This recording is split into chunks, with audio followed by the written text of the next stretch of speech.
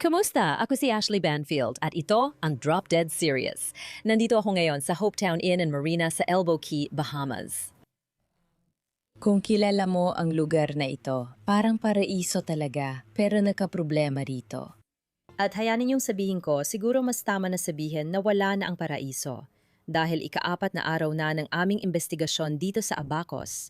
Alam mo, sa mga isla sa hilaga ng Nassau, hilaga ng New Providence. At mahirap talagang kumuha ng impormasyon dito. Mahirap kumuha ng impormasyon mula sa Royal Bahamian Police. Mahirap din kumuha ng impormasyon mula sa mga lokal dahil hindi lahat ng titiwala o gusto magsalita sa media. May ilang bagay kaming kailangang ibahagi sa inyo ngayon. Particular na yon ay meron na kaming huling kilalang larawan ni Lynette Hooker na buhay pa. At ito ay kuha ilang minuto bago umalis si Lynette at ang kanyang asawang si Brian Hooker sa resort kung saan sila nagpalipas ng oras at uminom noong hapon ng Abril 4, isang Sabado ng gabi. Maraming impormasyon sa larawang ito, lalo na ang oras ng kuha, ang mga suot nilang damit, ang kanilang kilos, at kung ano ang ginagawa nila. Hindi lang sa larawan ako titigil at kakausapin ng bartender na nagserbisyo ng huling inumin sa kanila. May lilinawin siya tungkol sa mga tsismis at detalye dahil ang dami talagang usap-usapan dito. Mali rin ang sabi ng empleyado tungkol sa inumin, pero aayusin iyon ng bartender. Balik tayo sa larawan na yon. Ito ang pool area na pinuntahan ni na Brian at Lynette Hooker bandang 4:30 ng hapon noong Sabado, Abril 4. Alam mo na siguro, inihulog nila ang angkla ng yate nilang soulmate. At maari ba akong huminto sandali at sabihin kung gaano kalungkot na ang yate na pinagsaluhan ng mag-asawang ito ay tinawag na soulmate. Soulmate? Dahil sa puntong ito ng investigasyon, at sasabihin ko na, investigasyon pa rin ito, siya ay itinuturing pa ring suspect. Ayon ito sa mga autoridad sa Bahamas. Tuloy-tuloy pa rin ang investigasyon, tama ba? At isipin mo, posible ba na ang iyong soulmate ay magawa ang, alam mo na, yung isang bagay na inakusahan kay Brian noon habang siya ay pinaghihinalaan at nakakulong? Wala siyang kasong isinampa laban sa kanya. Nasa Estados Unidos na siya ulit. Nasa Sacramento na siya ngayon. Pag-uusapan ko yan mamaya, pero balik tayo sa litrato. Si Lynette ay nakasuot ng itim na bathing suit. Makikita mo yan kung i-zoom in mo. At may suot siyang berdeng cover-up. Kinumpirma ko ito kay anak ni Lynette at sa boyfriend ng anak ni Lynette, si Steven. Pareho nilang sinabi na sila yon, si Brian at si Lynette. Makikita mo sa USMC tattoo sa kaliwa niyang balikat. Sigurado akong si Lynette yan. Nakita na natin ang bathing suit cover-up na yan. O kahit mukhang yon. Sa marami nilang video at sa mga video nila sa social media. Kaya suot niya talaga ang cover-up. At ang mahalaga doon ay hindi kailanman binanggit ni Brian ang bathing suit cover-up noon kausap niya ang mga autoridad. Nang kausap niya ang Fire and Rescue, sinabi niyang suot niya ay itim na two-piece na bathing suit, hindi bikini. Sabi ng anak ni Lynette na si Carly, mukha raw yon two-piece na itim na bathing suit na parang one-piece, pero 2 piraso talaga. Yun lang ang sinabi ni Brian. Sinabi ni Brian na two-piece na itim na bathing suit ang suot niya, pero hindi niya binanggit na may suot siyang berdeng cover-up sa ibabaw nito. Makikikita sa larawan na may suot pa siyang iba na hindi binanggit ni Brian sa pulis. Isa pa, ang timestamp sa larawan, at kailangan kong sabihin sa'yo kung paano ko nakuha ang larawang ito. Narinig ko na ang tungkol sa larawan at marami nagkukwento dito. May bangka rin sa likod. Sa totoo lang, nandyan lang. Hayaan mong ipihit ko ito ng ganito. Kita mo yung asul na katawan ng bangka dyan. Yung asul na katawan ng bangka na yan. Yung mga tao sa bangkang yon ang nagsabi sa akin tungkol sa larawan. Pero ayaw nilang ibigay sa akin ang pangalan ng lalaking may hawak ng larawan. Parang super sekreto ito, pero sige, mas pinag-usisa ko talaga. Kagabi, sobrang late na. Nakuha ko ang larawang ito mula sa lokal na mangingisdan si Joe. At siya nga pala, Wahoo, ang hawak niya. Madalas siyang nasa dagat at kilala ng lahat. Matagal na siyang nakatira dito bilang Amerikanong lalaki. At si Joe ay kumukuha ng litrato para sa nanay niya. Nag-text ang nanay niya sa kanya. Kaya lumabas siya dahil maganda ang gabi at kumuha siya ng litrato ng pool, ng mga alon at ng hangin. Tapos, ipinadala niya ito sa nanay niya. 2 litrato ang kinuha niya, sa totoo lang. Mas malinaw kapag i-zoom mo si Brian at mas kita ang tattoo niya. Kinabukasan lang napansin ni Joe, teka, parang may litrato pala ako nila. At ang na nakatatak ay 6:34 ng gabi. 6:34 ng gabi. Alam natin na sina Brian at Lynette ay nasa pool pa. At kinumpirma rin yon ng bartender. Sinabi niya sa akin na inihatid niya ang kanilang huling inumin mga bandang 6 hanggang 6:30. Mayroong surveillance video at ang Royal Bahamian Police Force ay napakahigpit at napakailap. Hindi nila pinapayagan ang general manager ng Abaco Inn na ilabas ito. Pati kay Carly, anak ni Lynette, hindi sila pumayag. Nakakalungkot kasi marami kaming oras kasama sina Carly at ang nobyo niyang si Steve. Nakarating na sila sa Elbow Key at bumalik kami kasama sila. Ipapakita ko sa inyo mamaya. Bumalik kami kasama sila sa Abaco Inn kung saan huling nakita ang nanay niya. Nakausap ko sila at nakuha ko ang saloobin nila matapos makita ang lugar. Pero, nagulat ako na hindi ibinigay ng general manager ang video. Pinatingnan lang niya ito sa kanila. Pinatingnan niya sa kanila ang video, pero hindi niya binigyan ng kopya. At nung tiningnan nila ang video, napansin din nila ang timestamp sa sandaling umaalis sina Brian at Lynette sa Abaco Inn. At ang natatandaan nila ay mga bandang 6:38 iyon, mga ganong oras, na ibig sabihin, ang larawang kuha nung 6:34 ay ilang minuto lang bago sila tuluyang umalis. Pero medyo kakaiba rin ito dahil parang hindi ito tugma sa kwento ni Brian na sinabi niya sa karamihan na umalis siya mga 7:00 o 7:30. Matagal pa bago mag-alas 7. Magdadagdag ito ng halos 1 oras pa sa kwento kung kailan tumaob ang bangka at gaano katagal siyang palutang-lutang bago marating ang Marsh Harbor. Sa ngayon, mga 8.5 hanggang 9 na oras ang kwento. Ngayon, aabot na sa 9 at kalahati hanggang 10 oras o higit pa at tirik na ang araw. 6:35 na. Kailangan ko na gawin to kasi tirik ang araw sa mata ko. Sige, palubog na ang araw. Hindi pa lulubog ang araw hanggang 7:30, may kaunting liwanag pa. Hindi rin madilim hanggang 8:00. Kaya, wow, sabihin na lang natin na umalis siya mga 6:45. 1 oras at 15 minuto ng liwanag ng araw. At hindi tatakbo ng 1 oras at 15 minuto ang bangkang iyon. Mga 10 hanggang 15 minuto lang ang layo mula Abaco Inn papunta, alam mo na, papunta sa Anchorage, kung saan sila ay nasa labas lang ng White Sound Channel. Tama ba? Anyway, isa lang itong dagdag na impormasyon sa napakakakaibang kwento na ikinuwento ni Brian na hindi tumutugma sa ibang mga bagay na sinabi niya sa ibang tao. Kaya 6:34 ang timestamp sa litrato ni Joe. Salamat Joe, at salamat din sa nanay mo. Pinahahalagahan ko na kinunan mo ng litrato para sa kanhad at ibinahagi sa akin. Ang isa pang gusto kong sabihin sa iyo ay, nung una kaming dumating sa Abaco Inn, nako, ilang araw na ba ang nakalipas? Mga 3, sa tingin ko 3 araw na ang nakalipas. Alam ko, nalilito na ako sa bilang, 4 na araw. Ayon sa ilang trabahador, 2 round lang ang in-order nila, Bacardi Light at soda. 2 round lang talaga ang in-order nila, Bacardi Light pa, walang soda. Coke yun.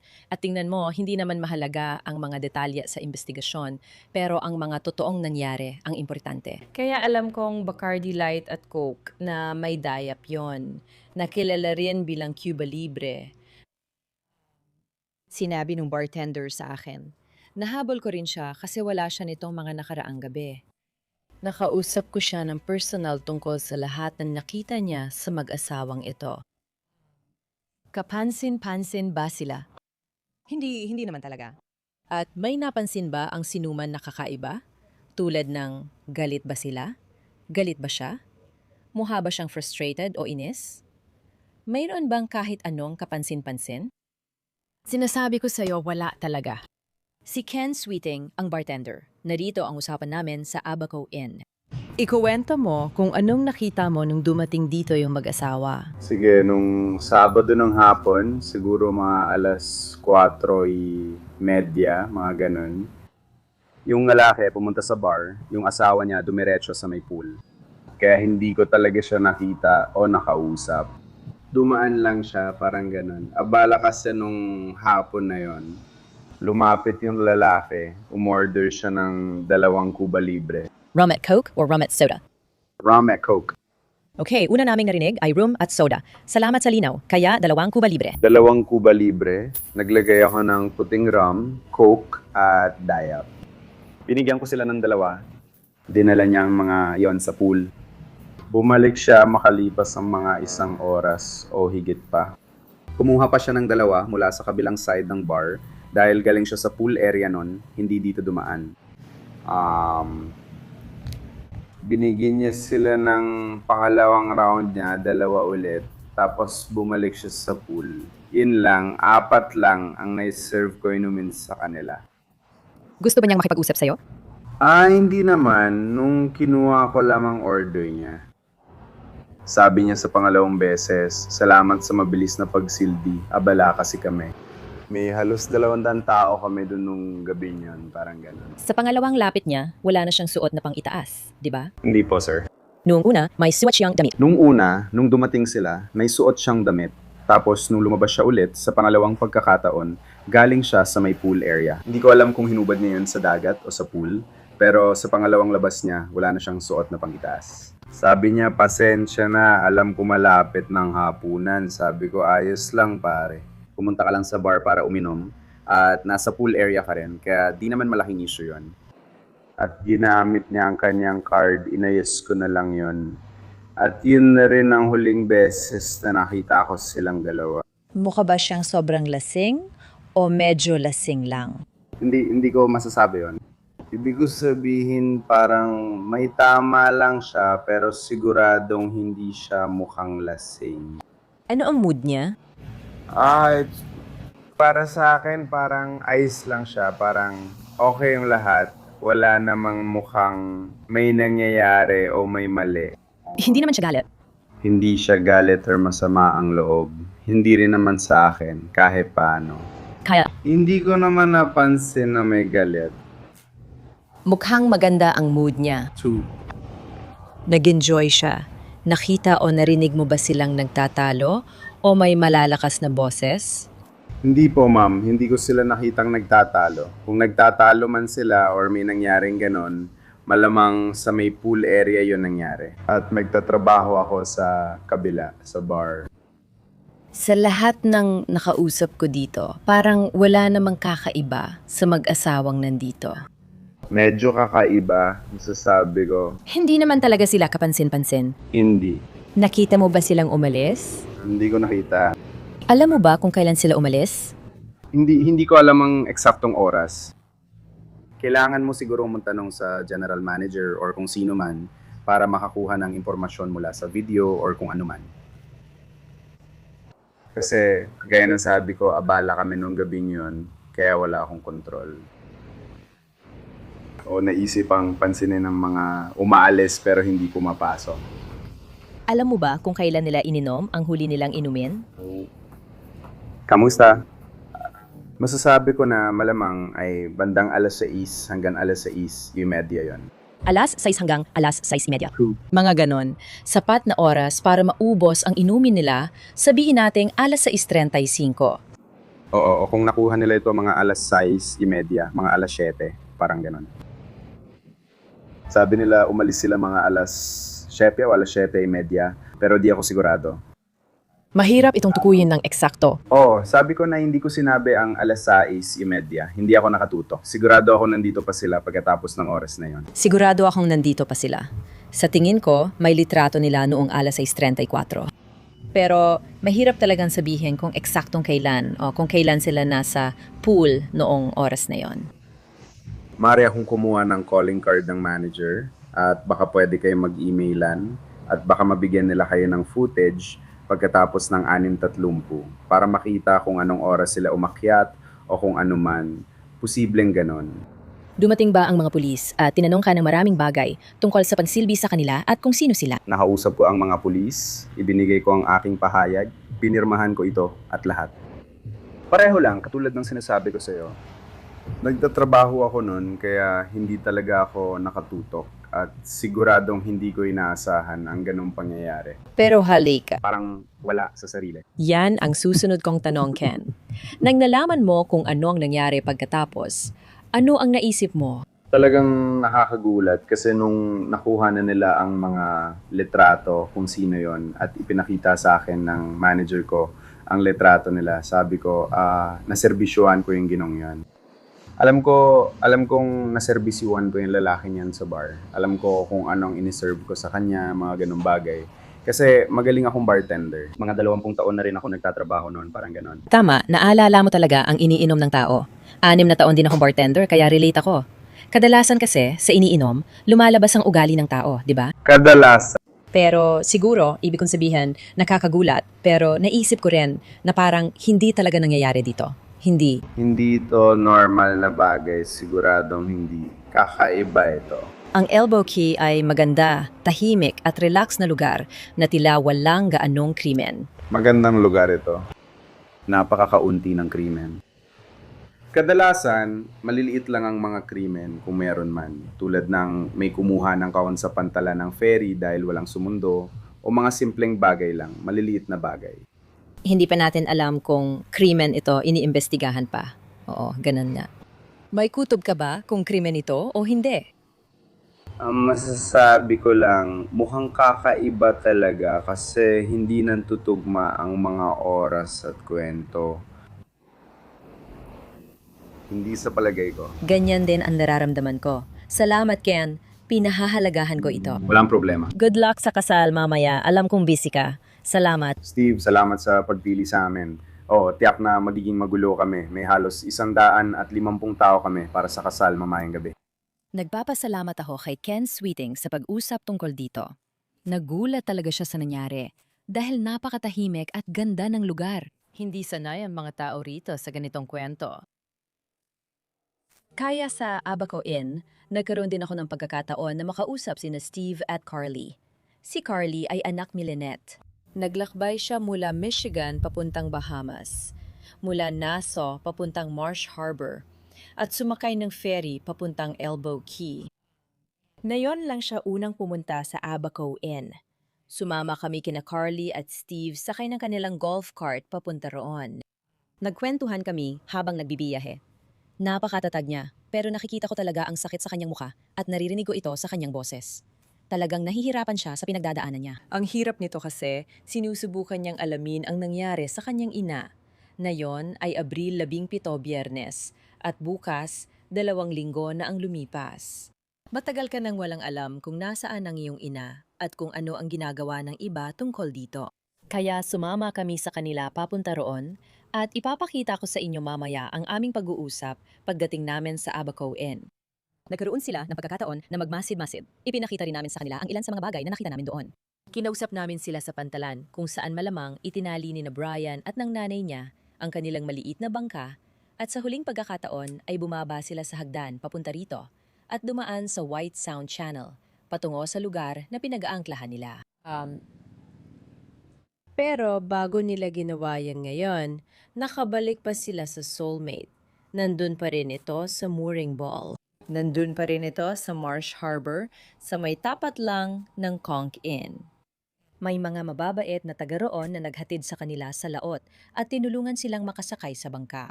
Kaya sina Carly at Steve ay sumakay sa bangka ng kanilang ina, naglibot at nakakuha ng ilang alaala at mahahalagang bagay mula sa kanilang ina.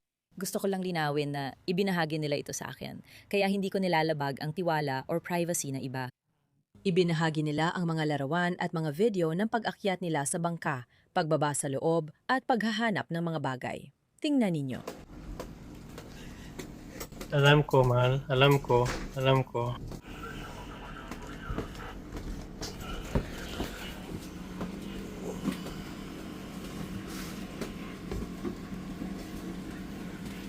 Kaya tingnan mo, ginugol nila ang lahat ng oras na kaya nila sa paghahanap ng mga bagay na, alam mo, mahalaga at may alaala mula sa nanay ni Carly, si Lynette. Hayaan kitang bigyan ng listahan ng mga bagay na sinabi ni Carly na nakuha niya sa ibaba. Sinabi niya na nakuha niya ang kuwintas ni Lynette na may letrang L na gawa sa diamante. Ayon kay Carly, Palaging suot yon ng nanay niya. Masaya siya kahit paano dahil naiwan sa bangka ang kuwintas kaya nakuha ito ni Carly. Mahilig si Lynette noon sa headband, kaya gustong-gusto ito ni Carly. Ngayon, suot ni Carly ang isa sa mga headband ng nanay niya na galing sa barko. Sa isang litrato, makikita mong hawak ni Steve ang koleksyon ng headband. Sobrang nadurog talaga ang puso ko dito. Nakakita siya ng isang picture frame sa barko na si Carly mismo ang nagpinta para sa nanay niya. Kinuha niya pabalik ang picture frame at maliit na Buddha dahil mukhang gustong-gusto ni Lynette ang maliit na rebultong yon. Kinuha rin nila yon. Kaunti lang, mga mahalagang. Alaala na may malaking kahulugan para kay Carly. Pagkatapos ng soulmate, bumalik sila sa lupa at sumakay ng ferry papunta rito. Doon ko rin sinabi na unang beses namin pumunta sa Abaco Inn, kasama sila gamit ang golf cart. Nagkausap kami tungkol sa mga natutunan nila mula pagdating nila rito.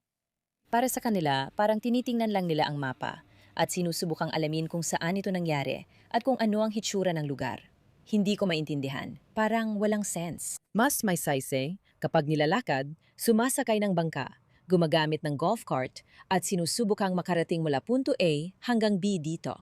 Nakausap ko sina Carly at Steve sa pantalan ng mga dinghi at ipinakita ko sa kanila ang dalawang pantalan na pinaparadahan ng mga boater gamit ang tender nila. Tinutukoy mo itong tender kapag nasa dinghi ka at papunta ka sa isang malaking bangka. At tinanong ko sila ng ilang katanungan tungkol sa kung paano nabago ng sitwasyong ito ang mga bagay para sa kanila. Panoorin ninyo. Sabihin mo ang nararamdaman mo ngayon nandito ka na. Dito sa Abaco Inn. Masaya akong may mga sagot at natuwa akong makita ang ilang video ng nanay ko sa kanyang huling sandali. Nakita ko lang siya sa bar at papunta sa tubig, hanggang dun lang. Mas malinaw na ba sa'yo ang itsura ng lugar ngayon na nagkaroon ka ng pagkakataong maglakad-lakad dito sa area kung saan maaaring ipinarada nila ang kanilang bangka? Dito mismo, dyan banda? Mas naiintindihan mo na ba ang lahat na yung nandito ka? Oo, sumakay ako ng bangka. Sinundan ko ang yapak nila. Nakita ko ang bar na pinuntahan nila bago ang Abaco Inn at nagtanong din ako roon. Wala silang nakita. Sabi nila walang kakaiba. Wala namang kakaiba. Kakaiba? Huh. Basically, mataas ang tubig dahil high tide, pero parang mababaw lang ang tubig na aapakan pa nila minsan. Nalilito ako kung bakit hindi siya tumalon, lalo na't matangkad siya. Naguguluhan lang ako kung bakit hindi siya tumalon palayo. Lalo akong nagtataka, bakit hindi nila sinundan ang tabing dagat at hindi lumabas sa mga poste na yon? May mga poste doon dahil mas malalim ang tubig. Sa labas ng mga poste, mababaw na. Hindi kailangan sa malalim ang maliit na bangka para magamit. Kaya ang gumalaw ng bangka kahit sa tubig na mas mababa sa 2 talampakan. Pwede sana niyang gawin kung nahulog siya sa labas, kaliwa o kanan, pupunta siya sa labas ng mga post sa kaliwa. Pwede sana siyang manatili sa labas ng mga post at magiging 2 hanggang 3 talampakan ang lalim ng tubig, kahit mataas ang tubig, kahit may mga alon. Kadalasan, hindi pa nagsisimula ang mga alon hanggat di ka lumalampas sa huling poste. Doon nagsisimulang lumakas ang hangin. Doon nagsisimulang lumaki ang mga alon. Pwede sana niyang sundan ang baybayin papunta sa kaliwa. Pinili niyang hindi gawin yon. Oo. Nagbago ba ang pananaw mo sa kwento ni Brian mula nang dumating ka rito? Hindi, kalokohan na ang kwento mula pa nung simula. Dati pa kami nagdududa, ngayon na nakita namin ito mismo, lalo lang namin napatunayan na niloloko kami. Oo, nagkaroon ka ng chance na pumunta sa soulmate at sumakay sa bangka ng nanay mo. Pwede mo bang ikwento sa akin yon? Sobrang hirap, parang nabangga ako ng tren nang malaman kong wala na siya. Pakiramdam ko, parang lalabas siya bigla sa kanto at babati ng, "Kamusta?" Ang hirap talaga. Kinuha ko ilan sa gamit niya, headband at kwintas niya. Yung suot mo ngayon. Kinuha ko ang picture frame na ginawa at pininturahan ko para sa kanya. At kumuha rin ako ng isang bagay na tinahi niya para lang maalala ko siya. Ano ang pakiramdam ng nasa barko? Talagang mahirap. Umiyak ako buong oras. Awi na rin. Salamat sa mga taong nagbigay sa amin ng sakay kahit hindi namin sila kilala. Lumapit lang sila at nagtanong, kailangan niyo ba ng tulong? Tapos sabi namin, pwede ba kaming sumakay sa bangka? At tinalok nila sa amin. Pinakamabait ang mga tao sa Bahamas na nakilala namin. Mababait talaga sila. Pareho lang tayo ng sitwasyon. Marami kaming natatanggap na sakay at tulong mula sa mga tao dito na bukal sa loob ang pagtulong. Pareho lang ang iniisip nila. Alam nilang lahat na walang kwentang kwento niya at isa siyang walang kwentang tao. Ano masasabi mo sa ideyang umalis siya kinabukasan pagkatapos niya makalabas? Para sa akin, ipinapakita lang ito kung gaano kahalaga sa kanya ang trabaho. Paano mong masasabing hindi ako titigil sa paghahanap sa kanya, pero kinabukasan aalis ka para tulungan ang nanay mong matagal ng may sakit? Bakit na yan lang? May nagbago ba para sa'yo ngayong nandito ka na sa Isla at nagawa mong lakaran mismo ang mismong mga huling dinaanan ni Lynette bago siya huling nakita? May nabago o natutunan ka ba simula nang nandito ka? Sinabi niya na umalis sila ng 7:30, pero lumalabas na umalis sila ng 6:30, kaya mga 6:30 lang talaga. Iba rin makita yung litrato ng 6:34. Parang may timestamp na talagang nandito sila noon. Kaya may isang oras doon na maaring may nangyari o wala. Hindi natin alam.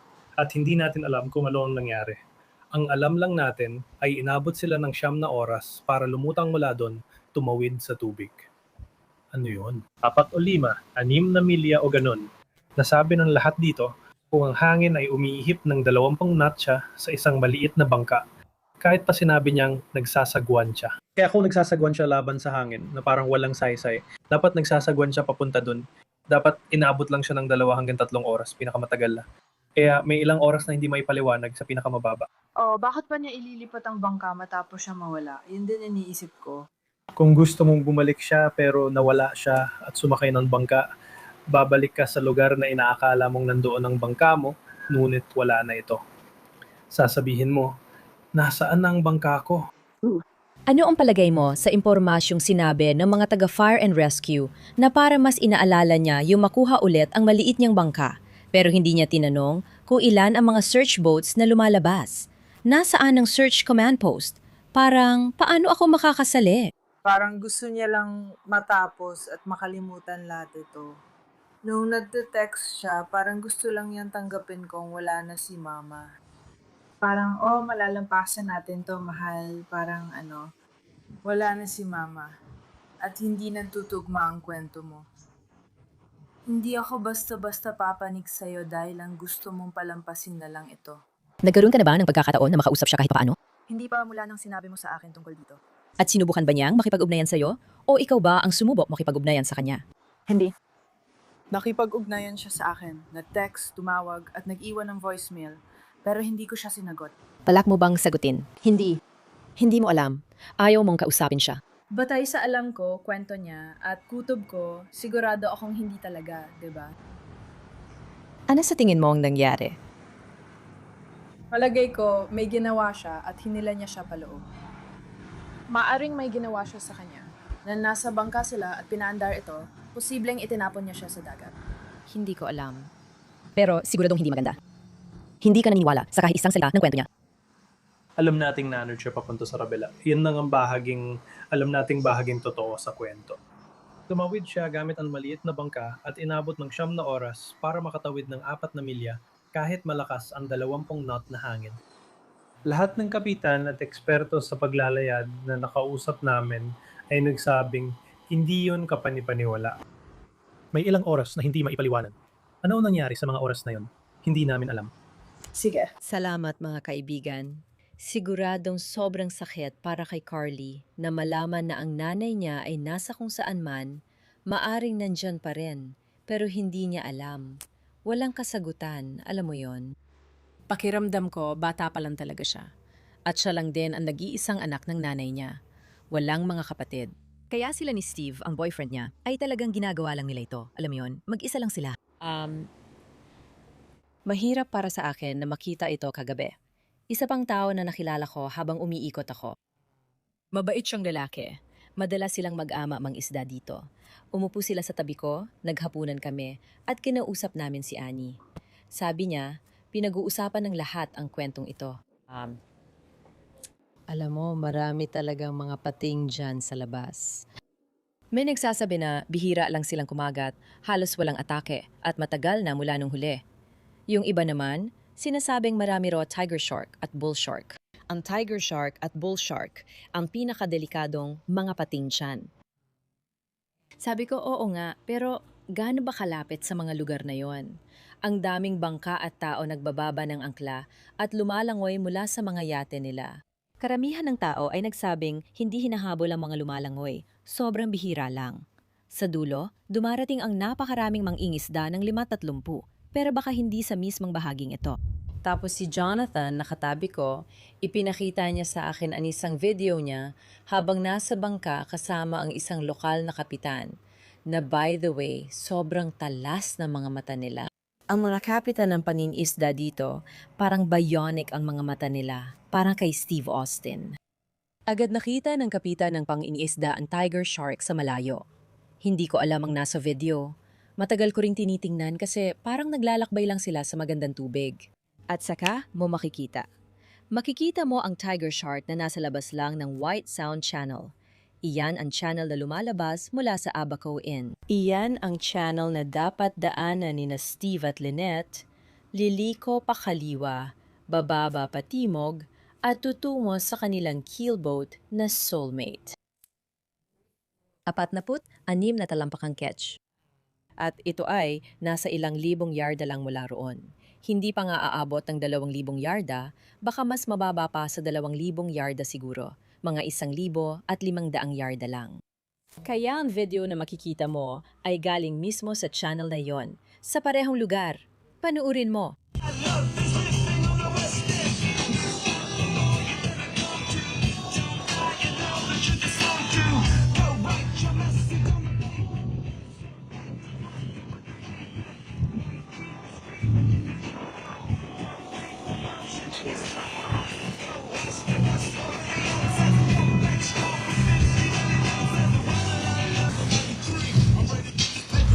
Nakakasulot ka ba?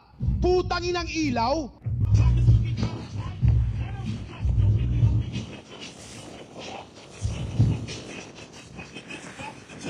Bro, ang laki ng tiger shark na yan! Narinig mo yan, di ba? Tiger shark yon. At malaki talaga.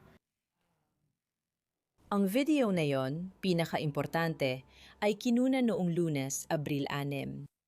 Iyan ang araw pagkatapos. Si Brian ay napadpad sa dalampasigan matapos ang delikadong gabing palutang-lutang papuntang Marsh Harbor. Ayon sa kanya, nahulog si Lynette sa dagat. Kaya iyon na nga, nandun ang bagay na yon noong Lunes. Habang pinapanood ko ang video, masabi ko lang, Diyos ko. Parang nakakakilabot isipin na ang daming mga nagbo-boat at mga nadiligo at lahat sila ay sobrang saya sa Sea of Abaco. At napakababaw nito kahit sa pinakamalalim na bahagi, kahit saan. Siguro mga 15 talampakan, pero mas malapit sa 10, alam mo yon? Kita mo ang ilalim kahit saan ka pumunta. Walang malalaking keelboat na pumapasok dito. Hindi sila makakadaan kasi di kasya ang mga keel nila. Yung iba, tulad ng sinakyan kong keelboat na may 9 na talampakang lalim, hindi talaga makakapadlayag sa dagat Abaco. Makikita mo rito ang maraming sport fisher at keelboat, pero wala kang makikitang malalaking keelboat na may malalim na keel para hindi tumagilid. Pero alam mo, madalas sabihin ng marami at nabanggit ko na rin sa ibang episode na malamang makakakita ka ng bangkay. At makikikita mo rin kalaunan ang video na nakuha ko o kahit man lang yung litrato na nakuha ko ng US Coast Guard na lumilipad sa grid pattern sa buong Sea of Abaco kung saan sana napadpad si Lynette. Makikita mo sana sila, gumamit sila ng sonar, drone at eroplanong C-100 at 30 ginawa nila lahat yon, di ba? Makikita mo talaga kasi parang mababaw lang ang pool na yon. Parang nasa gitna ng mababaw at malalim lang pool, siguro mga 2 hanggang 4. 6, 10, at sa pinakamalalim na high tide, bihirang umabot ng 15 talampakan. Kaya pakiramdam nila kung si Lynette ay nandoon sa tubig na yon, nakita na sana nila siya. Nalibot na nila lahat ng pampang at dinala rin ang asong panghanap ng bangkay doon. Wala talaga. Iwan ko kung napansin mo, pero may life vest sa Soulmate, nasa cockpit at kitang-kita. Kahit malakas ang hangin, nandun pa rin yon. Ganun yun iniwan ni Brian na medyo kakaiba. Ibig kong sabihin, parang walang maayos na naitabi. Magulo talaga sa loob. Alam ko na ilang beses nang sumampa ang mga pulis sa bangka at may mga kinuha sila mula roon. Kinuha nila ang sagwan. Kinuha nila ang sagwan na ginamit ni Brian. Sabi niya na wala daw ang isa at sinabi sa mga kaibigan niya na sira ang isa pa. Hindi naman yon sira, nakita ko yon. Nakita ko ang litrato nito sa Soulmate. Inyakyat niya ulit ito sa Soulmate at buo pa ang sagwan, mga bes. Oo, may pin ito sa gitna. Pero hindi ito sira at wala namang receptor, parang lalagyan ng pin doon sa maliit na bangka na meron sila. Kaya hindi talaga yon magagamit bilang sagwang ikinakabit sa maliit na bangka. Paddle ang gamit na yon. At sa totoo lang, maririnig ninyo, grabe yung impormasyon na ibinahagi ni Brian tungkol sa kung paano siya nagsagwan at saan siya nagsagwan. Maririnig niyo yan sa episode bukas kasi parang walang nagkakatugma. Yung sinasabi niyang nagsasagwan siya ng todo, hindi talaga tugma para sa akin. Hindi rin ito akma para sa karamihan ng mga bangkero na sumusubaybay dito. Isa pa, gusto kong sabihin na nadurog ang puso ko dahil pakiramdam ko nagsisimula pa lang tayo sa investigasyong ito at napakalaking misteryo pa rin ito. Ang mga investigador ng US Coast Guard na narito ay dumating gamit ang, alam mo na, parang mas maliit na bersyon ng C-130. Kasama ang kanilang mga kagamitan, ang kanilang asong sinanay sa paghahanap ng bangkay, ang mga kulungan at lahat ng gamit, bawat piraso ng gamit na kailangan nila para narito sila. At talagang nagsikap sila ng husto habang narito sila. Mahirap din kasi wala silang sariling bangka. Kailangan nilang umasa sa mga bahamian para sunduin sila, dalhin sila kung saan-saan, ipakita kung nasaan ang mga bagay, at ihatid kami papunta sa isla na iyon, Lover's Corridor, para madala namin ang aso doon para maghanap. At talagang mahirap yon, alam mo. Pero nagtagal sila, masasabi ko, ng mga 4 na araw dito. Martes, Miyerkules, Huwebes, Biyernes, oo, mga 3 kalahating araw. At umalis sila ngayong araw. Ibig kong sabihin, hanggang doon lang talaga ang kaya nilang gawin, di ba? Pero yung parang C-130 na yon, hindi siya C-100 at 30, pero kamukha niya at bumubukas yung likod. Bumalik sila sa Amerika. Hindi ibig sabihin na tapos na ang investigasyon. Sa totoo lang, gaya ng sabi ko, narinig ko sa opisyalang Bahamas na si Brian ay suspect pa rin. Hindi napapapaso ang kasong pagpatay sa Estados Unidos. At pwedeng kasuhan kahit sa ibang bansa nangyari, basta US citizen ang sangkot. Kaya patuloy pa rin yon. Patuloy pa ang investigasyon, ngunit ibinalik na ito sa Amerika. At nalululungkot kami na aalis na sila dahil pakiramdam ko marami pa talagang kailangang gawin. Pakinggan mo, kahit saan ka maghanap, kung wala kang matunton, wala kang matutunton. Tungkol sa Amerika, si Brian Hooker ay umalis at bumalik sa Estados Unidos kinabukasan matapos siyang palayain mula sa kulungan. Naiintindihan ko naman. Hindi naman talaga maraming tao ang gustong manatili sa isang banyagang bansa kung sila ay target ng isang kriminal na investigasyon. Wala siyang pasaporte, kaya kailangan niyang ipamadali ang pagkuha nito. Alam kong wala siyang pasaporte dahil sinabi niyang nahulog sa dagat ang kanyang pasaporte, mga pasaporte ni Lynette, at ekstrang susi ng dekuryenteng makina ng dinghy kasama ng dry bag. Yung dry bag na share ko na dati, 1.5 talampakan ang laki, 1 talampakan ang lapad, maliwanag na berde at malaki, pero hindi pa rin makita. Kaya hindi ko alam kung saan napunta ang dry bag. Pero alam mo, yung flotation device ay napadpad sa kabilang pampang malapit sa dinghy ni Brian Hooker. Mga 100 yarda ang layo. Bakit hindi napunta ang flotation device? Abangan sa susunod na episode. Sinabi niya habang paalis siya ng bansang ito na bibisitahin niya ang may sakit niyang ina. At masasabi ko sa'yo, nalaman namin mula sa mga otoridad na siya ay nasa Sacramento nga. Pumunta siya sa Sacramento kung saan nakatira ang ina niyang si Rita Ward. Paalala lang sa sinabi ni Rita Ward sa News Nation. Sinabi niya at inuulit ko, magpapatuloy si Brian sa paghahanap kay Lynette.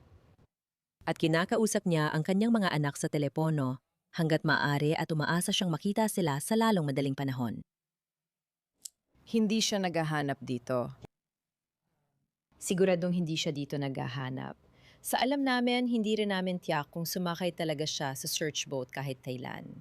Ang alam lang namin, sinabi ng mga taga-fire and rescue na mas inaalala niya kung paano niya mababawi ang kanyang dinghy At hindi siya nagtanong tulad ng, nasaan ang, alam mo na, nasaan ang Central Command para sa search? Ano ang gagawin natin mula rito? Ilang bangka ang nasa labas? Wala talagang kahit anong tanong tungkol sa progreso o alam mo na, logistics ng paghahanap at kung paano siya makakasali dito. Hindi siya nagtanong kahit kailan. Ang sabi lang niya, paano ko makukuha ulit ang dingi ko? Naintindihan ko rin naman yon. Medyo papalambutin ko ito sa pagsasabing kung isa kang naglalayag sa isang keelboat, isang sailboat, at nag-angkla ka, hindi ka pwedeng maglakad papuntang lupa. Kailangan mo talaga ng maliit na bangka. Kailangan mo ng mas maliit na bangka, isang bangkita o tender, alam mo yon, kahit anong uri ng tender. Humihingi siya ng tender niya dahil may dahilan. Emergency kailangan mo or nasa barko ka. Kapag wala, hindi ka makakababa. Pero kakaiba na humihingi ka ng tender pero di mo tinatanong ang detalye o nasaan ang asawa mo, ilang oras lang matapos siyang mapadpad sa dalampasigan. At ipapaalala ko sa iyo kung ano ang iniisip ni Brian Hooker dahil narinig siya sa isang recording na nagsasabing ganito. Nasa Bahamas ako hanggang makuha ko ang asawa ko. Kinansela ko lahat. Dapat uwi kami para mag-renew ng visa. Ang alam ko lang, ayoko ng bangkang ito. At kung hindi siya bumalik, hinding-hindi na ako sasakay ulit sa putang inang bangkang ito. Ibebenta ko na lang itong hayop na to. Pero hindi siya nagtagal dito. Umalis siya agad-agad. At sa pagkakaalam namin, hindi naman siya masyadong naghanap. Nagtanong lang siya sa ilang lalaki, may bangka ba kayo? Mayroon bang may bangka? Alam mo, pero hindi naman niya itinuloy. At sa pagkakaalam namin, wala naman talaga siyang oras dahil 4 na araw lang. Kasama ang araw na napadpad siya sa dalampasigan bago siya inaresto. Paglabas niya ng kulungan, wala nang naghahanap dahil wala na siya. Kaya ayan, mula dito sa Hopetown, sa Elbow Key, sa Avacas Islands, sa Bahamas. Alam ko mahaba pakinggan, pero grabe, ang ganda talaga ng lugar na to. Nakakalungkot talaga ang kwentong ito sa masayang lugar na ganito. May interesting pa akong ibabahagi. Nakausap ko ang lalaking pinakamatagal na kasama ni Brian sa dalampasigan. At hayaan mong sabihin ko ito. Yung mga sinabi ni Brian sa kanya, iba sa mga sinabi ni Brian sa mga kaibigan niya. Lahat ng yan ay paparating pa, kaya siguraduhin mong mag-subscribe at mag-like kung gusto mo. Malaking tulong talaga yon sa amin at sobrang na-appreciate ko. As in, hindi mo alam kung gaano. Salamat sa pakikinig at panonood. Tandaan, hindi lang seryoso ang katotohanan. Sobrang seryoso talaga ito.